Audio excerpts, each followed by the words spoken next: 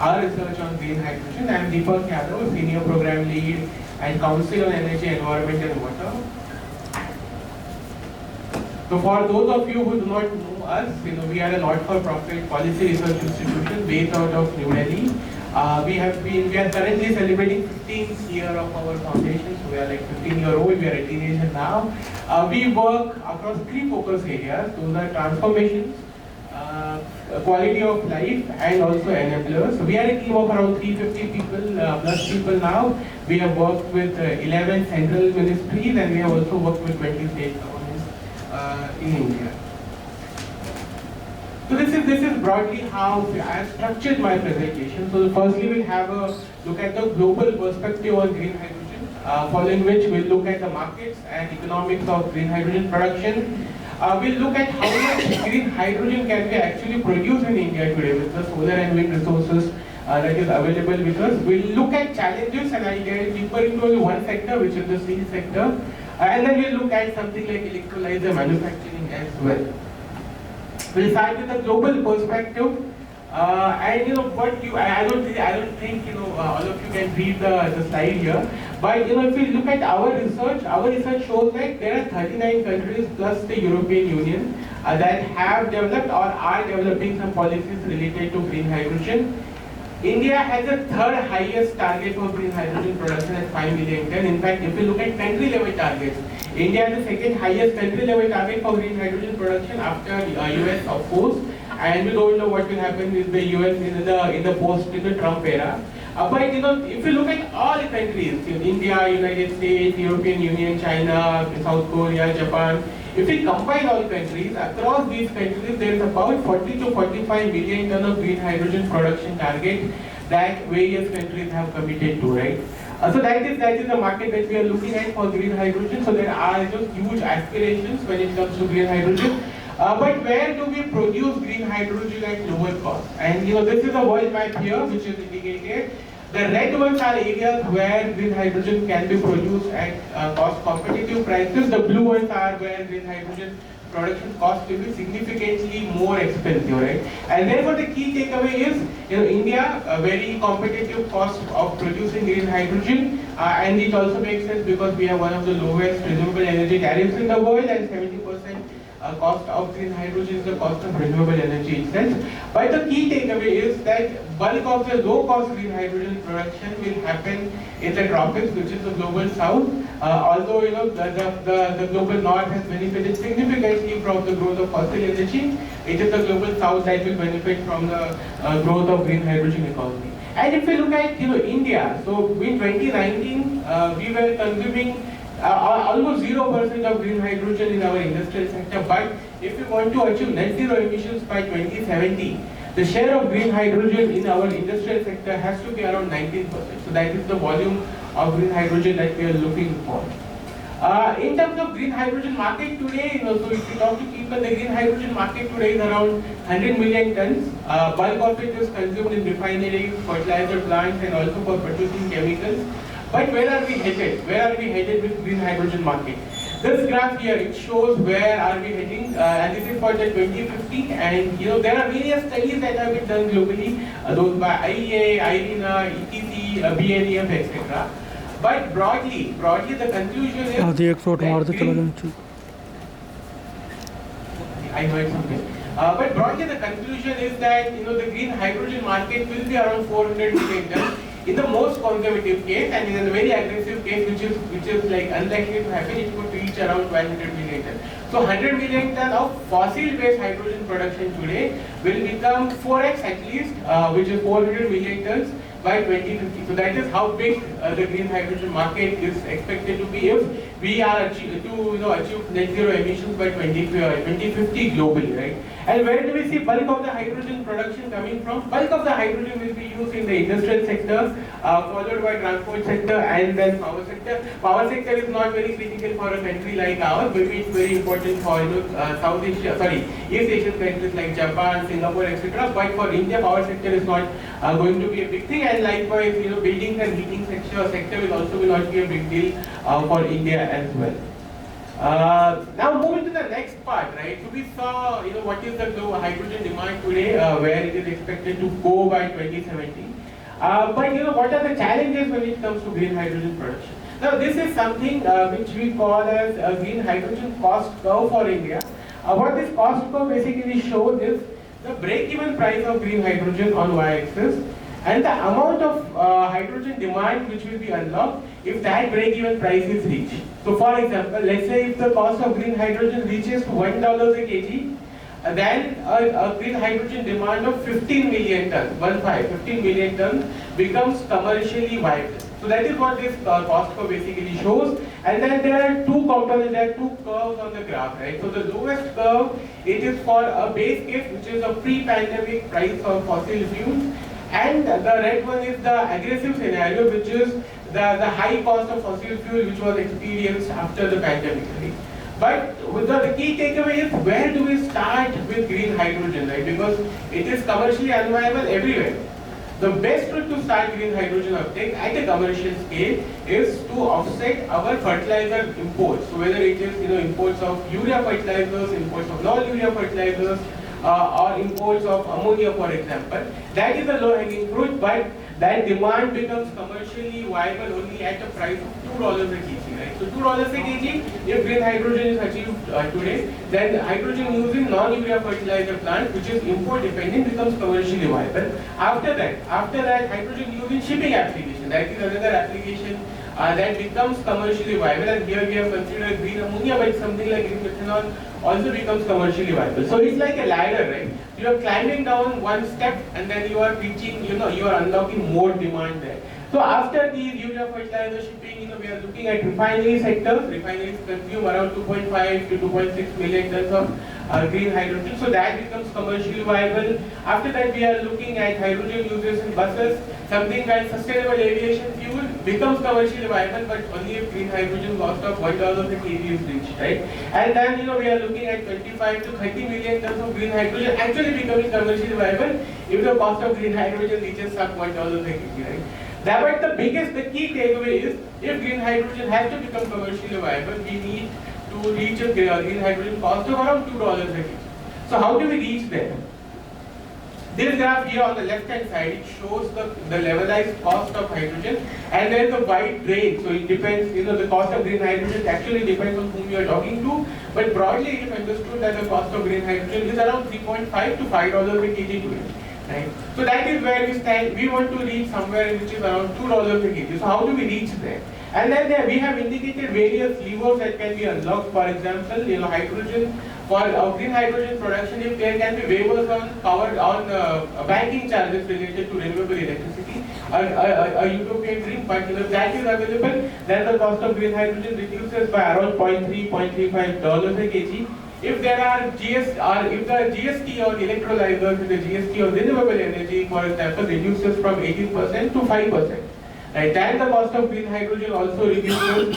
Then we start getting into things like the market-based mechanism. For example, electrolyzers today are sold at around $1,000 to $1,200 a kilowatt, but the Chinese electrolyzers are available at $300 $350 a kilowatt. So if the cost of electrolyzers can reduce, if the efficiency of electrolyzers can increase, I think none of you can see the text on the slide, but all these reports are available in public domain. So if you want to access those reports, you can read them. But broadly, if those kind of things also happen, if there are innovation from industry, then the cost of green hydrogen will reduce to around $1.8 to $1.9 a kg, which is when green hydrogen becomes commercially viable. Now, just to give a sense, if these recommendations have to be implemented, right, waivers on banking charges, reducing GST on electrolyzers, renewable energy, then on an annual basis, we will need a government of India support of 15,000 to 30,000 crore. That is the quantum of support which is needed for green hydrogen for it to become commercially viable. I'll move to the next part, which is on hydrogen supply. And when we talk about hydrogen supply, renewable energy is very important. So how much green hydrogen can we produce in the world, in India today? If we look at India's renewable energy potential, India's solar potential is around 20,000 gigawatts. By the way, we need around 6,000 to 7,000 gigawatts in 2070 to reach net zero emissions.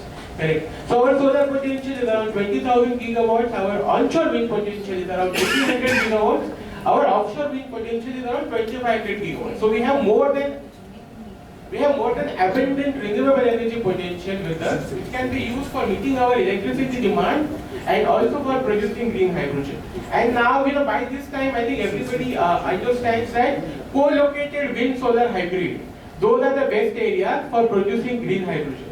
And what is the co-located wind solar hybrid potential in India? It is around 3,700 gigawatt, out of which 3,000 gigawatt is solar and 500 gigawatt is wind, right? And now if we look at that 3,700 gigawatts, how much amount of hydrogen can we actually produce in India? We can produce around 80 MTPA of green hydrogen across all co-located wind solar hybrid areas. Now, when it comes to hydrogen, a conversation that we often hear is water availability. Do we have abundant water which is available for producing green hydrogen, right?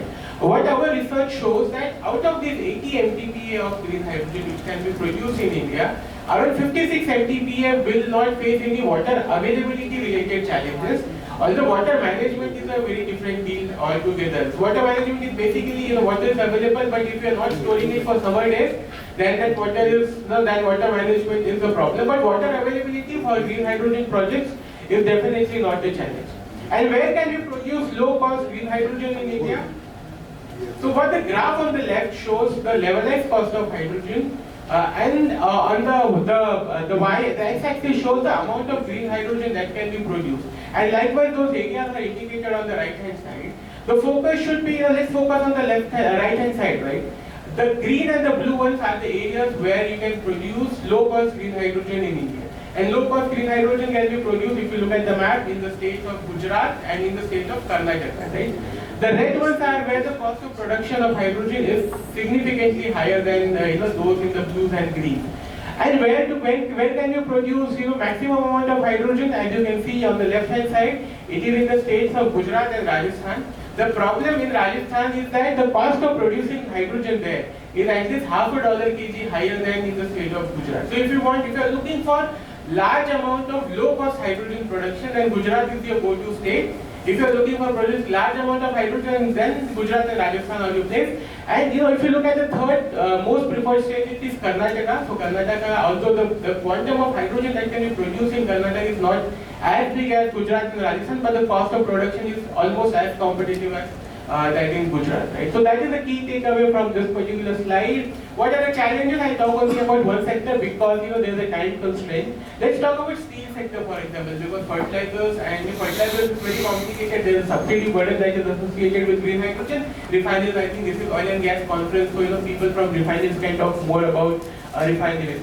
But this particular slide here, it shows the cost of producing steel using green hydrogen and renewable energy, something called as green steel. Versus the cost of green hydrogen. And there are two bars here, there are two strips, there is the orange strip and there is the black strip. Let's focus on black strip because that is the cost of producing steel today using coal-based technologies, and 90% of the steel which is produced in India is obtained from coal. The orange one is for natural gas-based processes, correct? Now, a key takeaway from this graph is that steel production using green hydrogen is at least 50 to 70% more costly as compared to hydrogen which is produced using coal, right? At what price of green hydrogen do we actually break even? We break even at a green hydrogen price of around $1.3 to $2.2 a kg, right? So if we are able to produce green hydrogen for $2 a kg, then something like green steel actually becomes commercially viable in the most extreme case.